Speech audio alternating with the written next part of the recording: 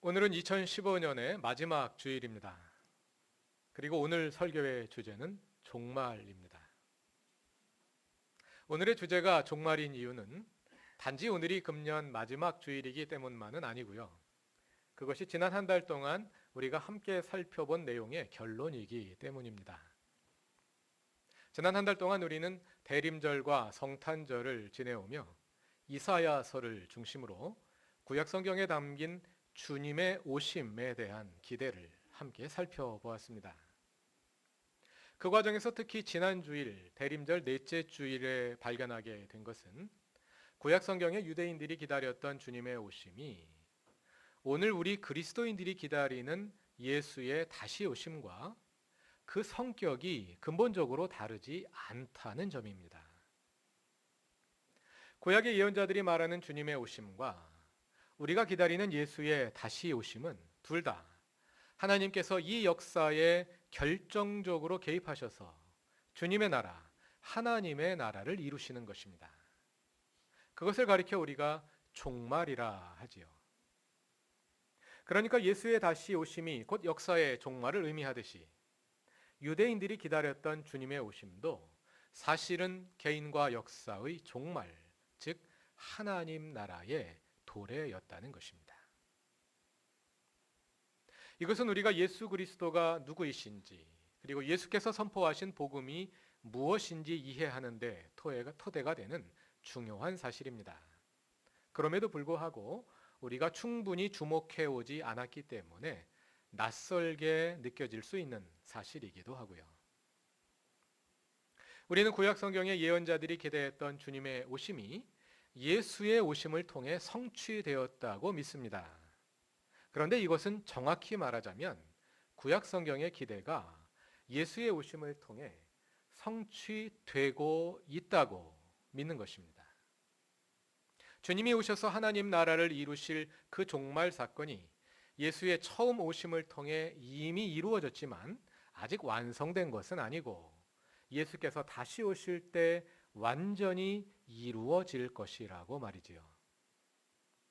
그래서 오늘은 먼저 예수의 오심이 어떻게 그 종말의 기대가 되는지 살펴보고 예수의 다시 오심을 통한 종말이 구체적으로 어떤 것인지 그 종말의 성격에 관해 함께 살펴보도록 하겠습니다. 예수를 따르던 사람들은 예수께서 이 땅에 살아계시는 동안에는 그분이 누구인지 알아보지 못했습니다. 그래서 예수께서 십자가에 돌아가셨을 때 그를 따르던 모든 사람들이 절망하여 사방으로 흩어졌습니다. 그러던 그들이 어떤 일을 계기로 하여 다시 모여들었고 교회를 세웠습니다. 어떤 계기로 그들은 예수를 하나님의 아들로 하나님 나라를 가져오실 분으로 믿게 되었고 그 신앙이 빠른 속도로 파급되었습니다. 그 계기가 무엇이었을까요? 그 계기가 된 사건이 둘 있었는데 하나는 예수님의 부활이고 다른 하나는 성령 강림입니다. 부활과 성령 강림은 물론 그 자체로 놀라운 기적적인 사건입니다. 그런데 그 두 사건이 그토록 놀라운 파급 효과를 가지게 된 것은 그 사건 자체의 기적적 성격만으로 그런 것이 아니라 그 사건이 놓여 있는 맥락으로 인한 것입니다. 다시 말해서 부활과 성령 강림은 종말에 일어날 대표적인 두 사건이기 때문입니다. 예수를 따르던 사람들은 예수의 부활과 성령 강림 사건에서 그 종말을 본 것입니다. 예언자들이 예고해 왔던 종말 사건들이 예수에게서 일어남을 본 것입니다. 부활이 유대인들이 기대하던 종말 사건이라 하면 좀 낯설게 들리실 수도 있을 텐데요. 왜냐하면 구약 성경에는 부활에 관한 직접적인 언급이 많지 않기 때문입니다. 오늘은 성경 여러 곳을 함께 찾으며 종말에 관해 알아보고자 하는데요.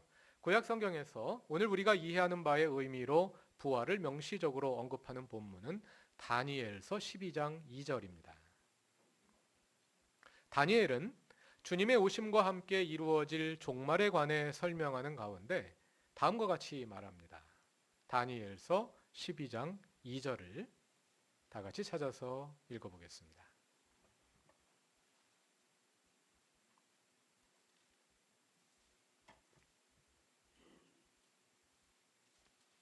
다니엘서 12장 2절입니다. 그리고 땅속 티끌 가운데서 잠자는 사람 가운데서도 많은 사람이 깨어날 것이다. 그들 가운데서 어떤 사람은 영원한 생명을 얻을 것이며 또 어떤 사람은 수치와 함께 영원히 모욕을 받을 것이다. 종말에 일어날 부활에 대해서, 그리고 그 부활의 결과 어떤 사람은 영원한 생명을 얻게 될 것이고 어떤 사람은 영원한 수치를, 모욕을 받게 될 것이다.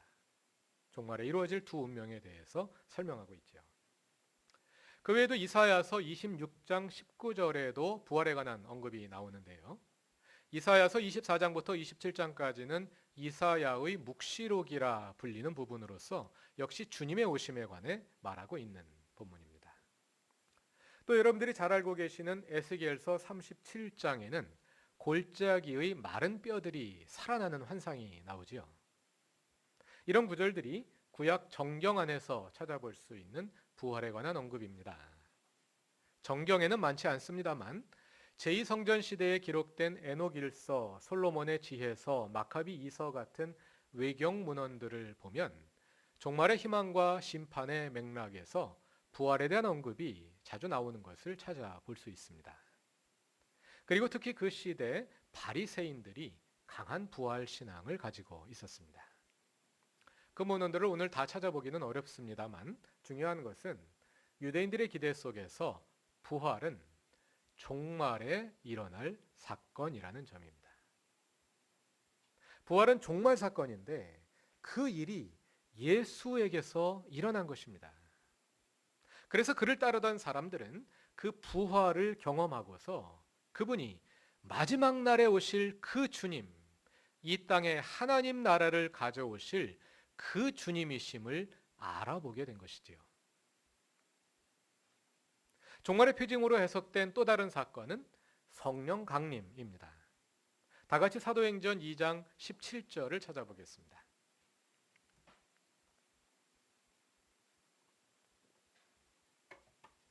사도행전 2장에는 오순절 성령 강림과 그로 인해 교회가 태어난 역사가 기록되어 있는데요. 성령 강림이 왜 그리 중요한지 의아해 하시는 분들이 있을 것입니다.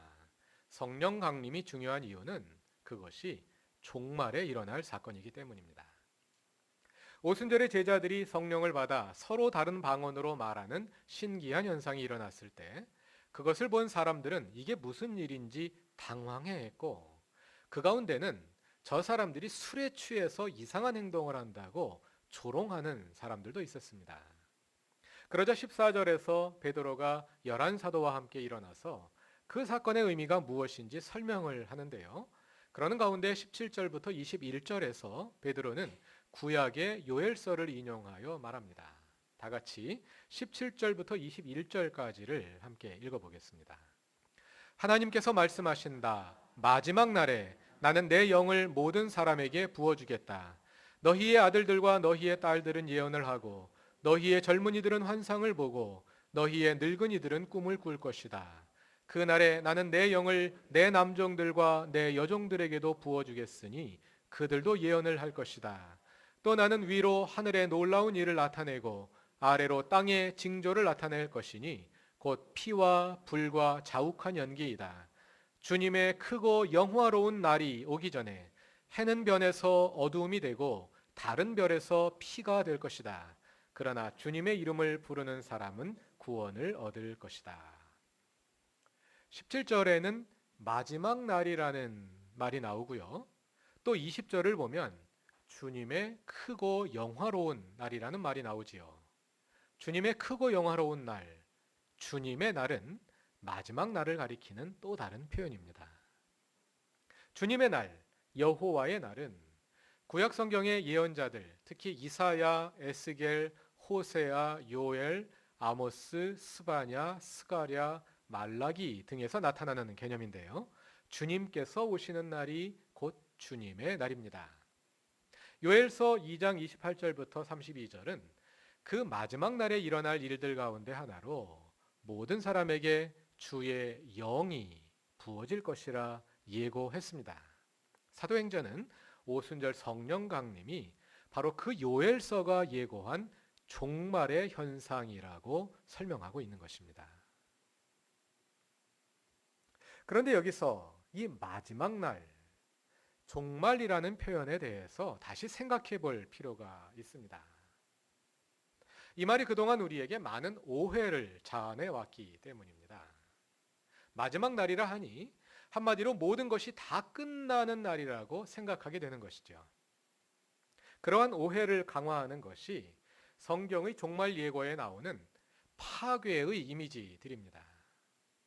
요한계시록을 보면 하늘과 땅이 진동하고 해와 달이 어두워지고 별이 떨어지고 수많은 재앙들이 내려서 그냥 온 땅이 파괴되어 버리는 그런 우주적인 격변이 묘사되지요. 우리는 많은 경우 그 이미지들을 문자적으로 해석하여 실제로 대자연이 파괴되어 못쓰게 되어버린 후에 우리는 이 땅을 떠나 저 천국으로 옮겨가는 것으로 상상을 하곤 합니다.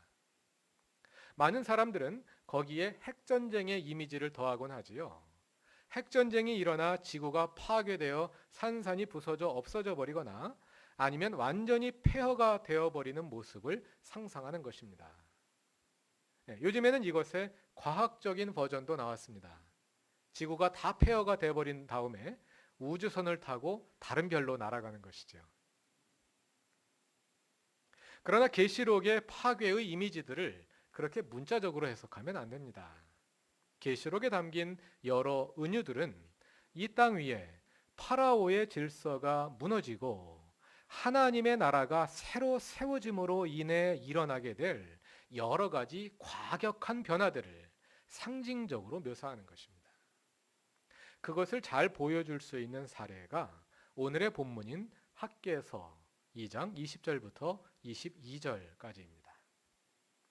오늘의 본문 학개서 2장 20절부터 22절까지를 다 같이 읽어보겠습니다. 그달 24일에 주님께서 다시 학개에게 말씀하셨다. 너는 스룹바벨 유다 총독에게 이렇게 전하여라. 내가 하늘과 땅을 뒤흔들겠다. 왕국들의 왕좌를 뒤집어 엎겠다. 각 민족이 세운 왕국들의 권세를 내가 깨뜨리겠다. 병거들과 거기에 탄 자들을 내가 뒤집어 엎겠다. 말들과 말을 탄 자들은 저희끼리 칼부림하다가 쓰러질 것이다. 학개서는 포로 귀환 직후에 활동하며 성전 재건을 격려했던 예언자이고요. 여기에 나오는 스룹바벨은 성전의 재건을 주도한 인물입니다. 본문은 예언자 학개가 스룹바벨에게 선포한 메시지인데요. 본문 21절에서 하나님은 하늘과 땅을 뒤흔들겠다고 말씀하십니다. 하늘과 땅이 진동하는 모습은 계시록과 묵시문학에 종종 사용되는 이미지이지요. 그런데 여기서 하늘과 땅이 진동한다는 것은 지진이 일어나거나 핵폭탄이 터져서 하늘과 땅이 물리적으로 움직인다는 뜻이 아닙니다.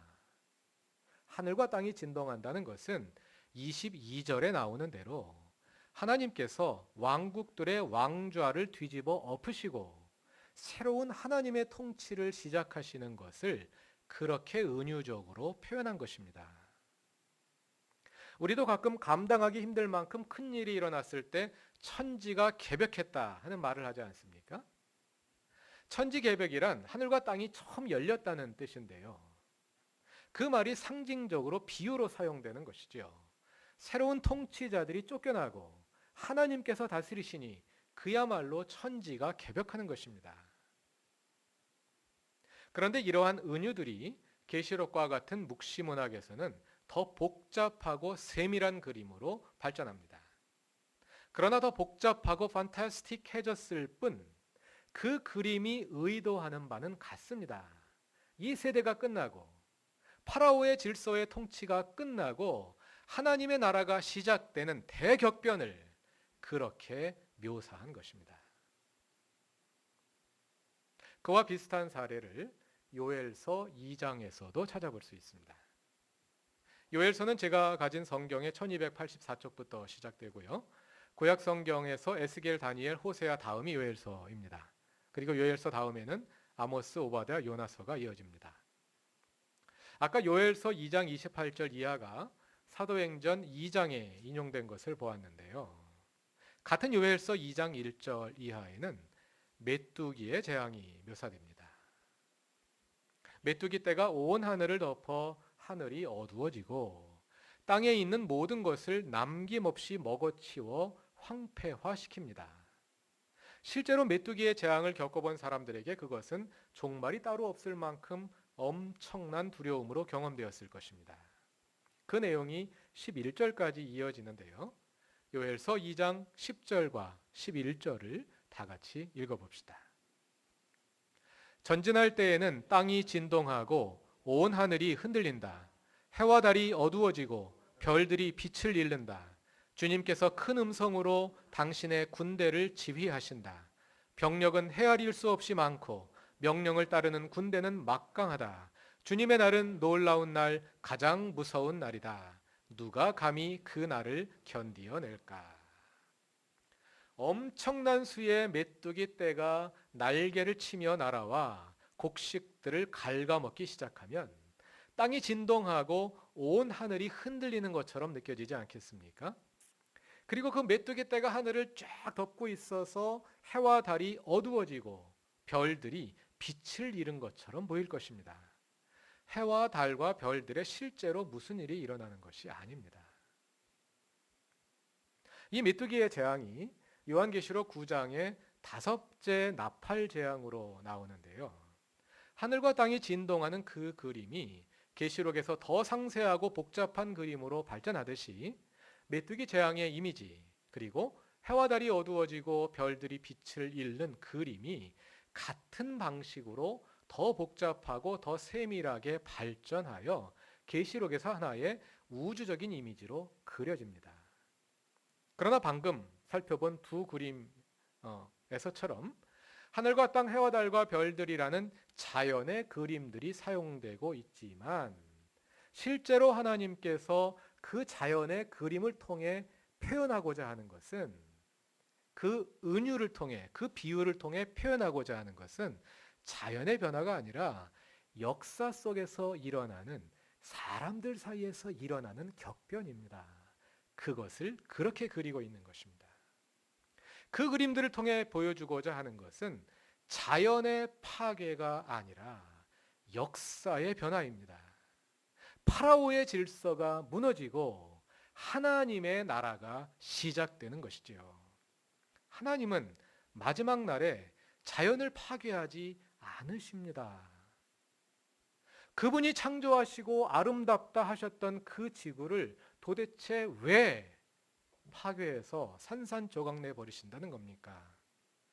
자연을 파괴하는 것은 하나님의 뜻이 아니라 인간의 탐욕일 뿐입니다. 지구를 파괴하는 것은 하나님의 심판이 아니라 인간의 폭력일 뿐입니다. 하나님은 인간의 죄를 심판하시지 지구를 심판하시지 않습니다. 하나님은 우리를 세상으로부터 구원해 내시는 것이 아닙니다. 하나님은 이 세상을 구원하시는 것입니다. 그래서 종말은 끝이 아닙니다. 종말은 창조의 회복입니다. 종말은 새로운 시작입니다. 그동안 기독교인들 사이에서 종말 신앙은 양극단으로 나뉘어 온 경향이 있습니다. 한편에서는 계시록에 나오는 비유적인 이미지들을 문자적으로 받아들여서 종말에 문자적으로 그대로 종말이 올 것이라고 믿는 사람들이 있습니다. 그러한 토양에서 많은 이단들이 나타나서 한국 교회와 사회에 무리를 일으켜 왔습니다. 대부분의 이단들이 종말론을 내세웁니다. 그러다 보니까 이제는 종말론이라는 말 자체가 어감이 이상하게 들리는 거죠. 종말론 하면 그 자체가 이단인 것처럼 들리게 된, 그게 이제 오늘 한국의 현실이란 말이죠. 그러다 보니 다른 한편에서는 이 종말론 자체를 터부시하는 분들이 있습니다. 종말이 온다는 그 자체를 아예 믿지 않는 사람들이 있습니다. 예수를 믿으나 종말을 믿지 않는 것은 종말론이 없어도 기독교 신앙이 아무 문제 없이 잘 유지될 수 있다고 생각하는 것인데요. 그것은 오해입니다. 왜냐하면 종말론은 기독교 신앙의 본질적인 요소이기 때문입니다. 종말론이란 단지 역사의 마지막에 관한 교리가 아닙니다. 종말론이란 하나님의 나라에 관한 신앙입니다. 복음이 무엇입니까? 하나님의 나라가 온다는 전언입니다. 예수님이 누구십니까? 그 하나님의 나라를 이 땅에 가져오신 분이고 또 앞으로 완성하실 분이십니다. 믿음이 무엇입니까? 그 예수님을 하나님 나라의 주님으로 받아들이는 것입니다. 그렇다면 하나님 나라에 관한 신앙, 종말에 관한 신앙은 기독교 신앙의 본질이 아닙니까? 그런데 어떻게 종말론이 없이 기독교 신앙이 유지될 수 있겠습니까? 기독교 신앙은 예수께서 우리의 주님이 되셔서 예수님을 통해 하나님의 나라가 이루어진다는 믿음입니다. 예수를 통해 그 하나님의 나라가 우리 가운데 이미 시작되었고 장차 그분이 다시 오셔서 하나님의 나라를 완성하실 것입니다. 예수께서 다시 오실 때 하나님은 이 역사에 결정적으로 개입하실 것입니다. 그래서 파라오의 질서가 이 땅을 영원히 지배하도록 놓아두시지 않을 것입니다. 그 파라오의 질서를 무력화시키시고 하나님이 온전히 다스리시는 새 하늘과 새 땅을 이루실 것입니다. 그것을 믿는 것이 기독교 신앙입니다. 물론 그 새 하늘과 새 땅은 예수께서 다시 오실 때 오직 하나님의 힘으로 이루어질 것입니다. 그러나 그때가 오기까지 우리가 그저 수동적으로 기다리고만 있는 것은 또 아닙니다. 왜냐하면 예수의 오심과 함께 하나님의 나라가 이미 시작되어 세워져 가고 있기 때문에 예수께서 하나님께서 우리의 주님이 되셔서 우리를 통해 친히 일하시며 그분의 나라를 이루어 가시기 때문입니다. 그 하나님 나라를 위해 헌신하는 것이 그리스도인입니다. 지난주일에 말씀드린 것처럼 우리의 기다림은 부재가 아닙니다. 하나님께서 우리의 일상 속에서 작은 개입들을 통해 그분의 존재를 보여주시기 때문입니다. 마치 짙은 안개 속에서 장미꽃이 보이지 않을지라도 그 향기를 통해 장미꽃의 존재를 확인하듯이 우리는 그 작은 개입들을 통해 미래에 있을 하나님의 결정적인 개입을 확인하고 또 소망하는 것입니다. 사랑하는 그루터기 교회의 교우 여러분, 2015년의 마지막 주일을 보내며 우리가 기다리는 종말, 예수의 다시 오심을 향한 참된 기다림을 우리 안에서 새롭게 하실 수 있기 바랍니다. 하나님은 이 역사에 반드시 결정적으로 개입하실 것입니다. 그 하나님을 바라보며 오늘 우리가 비록 파라오의 질서 속에 살아가지만 그 앞에 좌절하지 않고 믿음을 지키며 하나님의 주 되심을 이루어가는 참된 주님의 자녀들이 되시기를 바랍니다. 다 같이 기도드리겠습니다. 다시 오실 주님, 주님과 함께 이미 시작되었고 다시 오실 주님과 함께 완성될 하나님의 나라를 바라보며 오늘도 우리의 삶 속에서 개인적으로 그리고 사회적으로 하나님의 주 되심을 이루어 갑니다. 주님께서 온전히 우리의 주님이 되시고 우리를 통하여 주님께서 일하시옵소서. 금년 한 해 나의 변화를 소망했으나 많이 진전하지 못했습니다. 그러나 우리 안에 의미 있는 시작이 있게 하심을 감사합니다. 주님께서 시작하셨으니 우리의 주님이 되셔서 친히 이루시옵소서. 예수님의 이름으로 기도드립니다. 아멘.